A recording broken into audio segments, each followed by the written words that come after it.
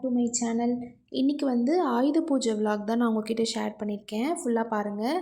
யாராவது என்னோடய video first time பார்க்குறீங்க அப்படின்னா மறக்காமல் லைக் பண்ணி ஷேர் பண்ணி சப்ஸ்கிரைப் பண்ணி வச்சுக்கோங்க. என்னோடய பேர் வந்து விஷ்ணுமதி. இது பார்த்திங்கன்னா ஆயுத பூஜை அன்றைக்கி வந்து மாலை வேணும் அப்படின்னு சொல்லிட்டு சாமிக்கு, அப்புறம் வந்து வண்டிக்கெலாம் வந்து மாலை போடுவோம் இல்லையா, அதுக்கு வேணும்னு சொல்லிட்டு பூ வந்து கட்டிகிட்டு இருந்தோம். பூ வந்து எங்கள் ஊர்லேயே வந்து எங்கள் தோட்டத்தில் வந்து நிறைய பேர் பூவெல்லாம் வந்து போட்டிருக்காங்க. அங்கே போய் நாங்கள் வந்து அப்படியே வாங்கிட்டு வந்துடுவோம். உதிரி பூவாக வாங்கிட்டு வந்துட்டு அதை மாலை மாதிரி கட்டிக்கலாம். அது பார்த்திங்கன்னா 1 கிலோ வந்து 100 ரூபா எங்கள் ஊர் சைட்லலாம். அந்த பூ வச்சு எங்கள் அம்மா வந்து மாலை கட்டிகிட்டு இருந்தாங்க. அப்படியே பார்த்திங்கன்னா சைட் பை சைட் வந்து பொங்கல் எல்லாமே வச்சிட்ருந்தோம். அதுவுமே வந்து ரெடி ஆகிட்டு இருந்துச்சு. நெக்ஸ்ட்டு எனக்கு வந்து பைக்கு வாஷ் பண்ணுற வேலை இருந்துச்சு.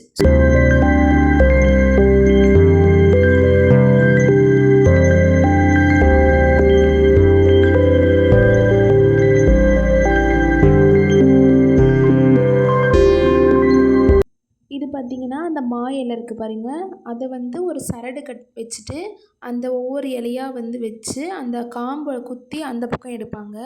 இந்த மாதிரி தோரணம் மாதிரி ரெடி பண்ணிவிட்டு நம்ம சாமி ரூமுக்கு, கதவுக்கு எல்லாத்துக்குமே வந்து போடுவாங்க. நாங்கள் வந்து சாமி ரூமுக்கு மட்டும்தான் போட்டிருந்தோம்.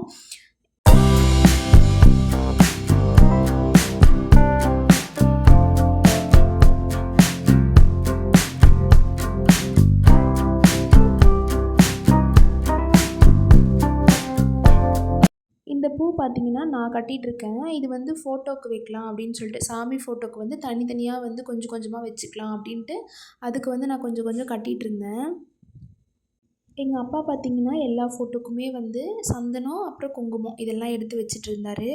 நான் வந்து கட்டின பூ கொண்டு போய் எடுத்து கொடுத்துட்டு அவரும் எல்லா ஃபோட்டோக்குமே வச்சுட்டாரு. நெக்ஸ்ட்டு பார்த்திங்கன்னா மாலை கட்டியிருந்தேன்னு சொல்லியிருந்தேன் இல்லையா, அந்த மாலை வந்து எங்கள் தாத்தா பாட்டி ஃபோட்டோவுக்கு தான். அதுவுமே வந்து வச்சு எல்லாத்துக்கும் கட்டிட்டேன். அப்புறம் நாங்கள் கறிக்கடை வச்சுருக்கோன்னு சொல்லிட்டு நான் ஆல்ரெடி வீடியோவில் சொல்லியிருப்பேன். அங்கே யூஸ் பண்ணுற அந்த கத்தி, அப்புறம் அந்த எடை போடுறது, வீட்டில் யூஸ் பண்ணுற கோடாரி, கத்தி அது எல்லாத்துக்குமே வந்து சந்தனம், குங்குமம் வந்து நான் எடுத்து வச்சிட்ருந்தேன். அப்புறம் வண்டிக்குமே வந்து மாலை போட்டுட்டு 2 பக்கமும் அந்த வாழைக்கன்று வந்து கட்டிட்டோம். இந்த ஆயுத பூஜைக்கே வந்து இந்த பொரி, கடலை, வெல்லம் இது தானே ஸ்பெஷலு. அது வந்து நாங்கள் வந்து மிக்ஸ் பண்ணிகிட்ருந்தேன் எல்லாமே எடுத்து வச்சுட்டு.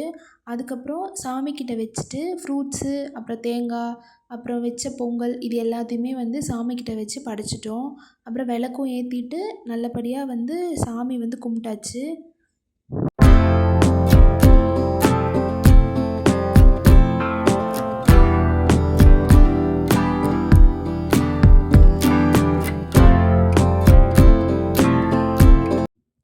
வண்டிக்கும் வந்து தீபாரதெல்லாம் காட்டிட்டு எலுமிச்சப்பழம் வச்சு சாமி கும்பிட்டு முடிச்சிட்டோம். நெக்ஸ்ட்டு வந்து உங்கள்கிட்ட ஒரு ரெசிபி ஷேர் பண்ணிக்கிறேன். மக்காச்சோளம் களியும் உப்பு தண்ணின்னு சொல்லுவோம் பார்த்திங்களா அது. அந்த உப்பு தண்ணி ரெடி பண்ணுறதுக்கு வந்து ஒரு குண்டாவில் தண்ணி வச்சு நல்லா கொதிச்சதுக்கப்புறம் முருங்கைக்கீரை, அது கூட வந்து பருப்பு இது 2மே ஆட் பண்ணி நல்லா வேக வச்சுருங்க. ஒரு 1/2 மணி நேரத்தில் வெந்துடும். கூட வந்து தேவையான அளவுக்கு உப்பு ஆட் பண்ணிக்கோங்க. ஒரு 4, 5 சின்ன வெங்காயம் ஆட் பண்ணிக்கோங்க. இந்த தண்ணி வந்து வடிக்கிறீங்க பார்த்திங்களா, அதை வந்து நீங்கள் கீழே ஊற்றக்கூடாது. அதை தான் யூஸ் பண்ணி நம்ம சாப்பிட போகிறோம். நெக்ஸ்ட்டு பார்த்திங்கன்னா அதுக்கு வந்து ஒரு கார சட்னி ரெடி பண்ணணும். அந்த சட்னிக்கு வந்து என்ன பண்ணணுன்னா, ஒரு கடாயில் ஒரு 10லேருந்து 12 காஞ்ச மிளகாய் எடுத்துருங்க. அதை வந்து நல்லா வறுத்து எடுத்துருங்க. அதோடய விதை வந்து சீக்கிரமாக கருகிடும். அதனால் அதை ஃபஸ்ட்டு எடுத்துட்டு திரும்ப அந்த காஞ்ச மிளகாவை ஆட் பண்ணி அது கூட வந்து சீரகம் ஒரு 2 டேபிள் ஸ்பூன் ஆட் பண்ணுங்கள். ஆட் பண்ணி அதையுமே நல்லா வறுத்து எடுத்து வச்சுட்டு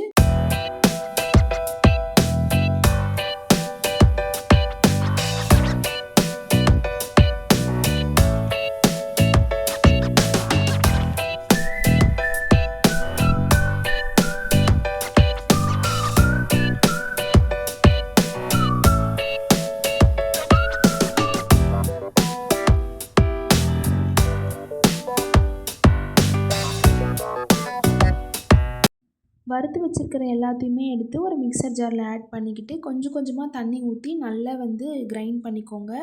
அப்புறம் வந்து பூண்டு ஆட் பண்ணிக்கோங்க. பூண்டு வந்து ஒரு கட்டி வந்து ஆட் பண்ணிக்கோங்க. லாஸ்ட்டில் தான் ஆட் பண்ணணும். அப்புறம் கிரைண்ட் பண்ணுங்கள்.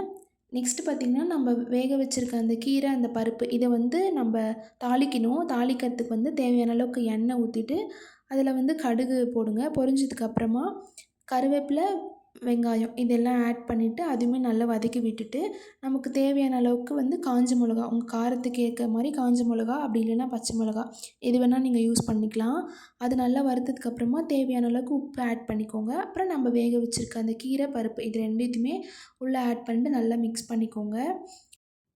இந்த கீரை, பருப்பு வேக வச்சுருக்க தண்ணி வந்து நீங்கள் கீழே ஊற்றக்கூடாது. நெக்ஸ்ட்டு களி ரெடி பண்ணலாம். இந்த களிக்கு வந்து ஒரு குண்டால தண்ணி ஊற்றி அது நல்லா கொதிச்சதுக்கப்புறம், இந்த மக்காச்சோள மாவு வந்து கொஞ்சம் கொஞ்சமாக ஆட் பண்ணி, அது வந்து கட்டி வராமல் கிண்டணும். ஃபஸ்ட்டு வந்து எந்தவித கட்டியும் வரக்கூடாது. அந்த அளவுக்கு நீங்கள் பொறுமையாக கிண்டுங்க. அதுக்கப்புறம் பார்த்தீங்கன்னா, உங்களுக்கு ஸ்டவ்வில் வச்சு செய்யறதுக்கு கஷ்டமாக இருந்துச்சுன்னா, கீழே வச்சுக்கிட்டிங்கன்னா உங்களுக்கு கொஞ்சம் கம்ஃபர்டபுளாக இருக்கும். இப்படி தான் வந்து நாங்க செய்வோம். அதுக்கப்புறம் பார்த்திங்கன்னா, தண்ணி ஒரு டம்ளர் ஊற்றி திரும்ப வந்து அதை கிண்டிகிட்டே இருக்கணும். அது சாஃப்டாக வேகிற வரைக்கும் அந்த மாதிரி பண்ணுங்கள். அதுக்கப்புறம் கீழே எடுத்து வச்சுட்டு, நெக்ஸ்ட் வந்து நம்ம அதை ஒரு குண்டாவோ இல்லை ஒரு தட்டோ வச்சுட்டு, அதுக்கு எவ்வளோ சைஸ் நமக்கு வேணுமோ அந்த சைஸ் அளவுக்கு நம்ம வந்து களி உருண்டை பிடிச்சி வச்சுக்கலாம். அதுக்கப்புறம் நம்ம அந்த தண்ணி இருக்குது பார்த்தீங்களா, வேக வச்சுருக்க தண்ணி, அது கூட வந்து அரைச்சிருக்க அந்த சட்னி இருக்கு இல்லையா, கார சட்னி மாதிரி, அது 2மே மிக்ஸ் பண்ணிவிட்டு இந்த களி வச்சு சாப்பிட்டு பாருங்கள். டேஸ்ட் வந்து சூப்பராக இருக்கும். மறக்காமல் ட்ரை பண்ணி பார்த்துட்டு எப்படி இருக்குன்னு சொல்லிட்டு கமெண்ட்டில் சொல்லுங்கள். என்னோடய விலாக் யாருன்னா புதுசாக பார்க்குறீங்கன்னா மறக்காமல் லைக் பண்ணி, ஷேர் பண்ணி, சப்ஸ்கிரைப் பண்ணி வச்சுக்கோங்க. தேங்க்ஸ் ஃபார் வாட்சிங்.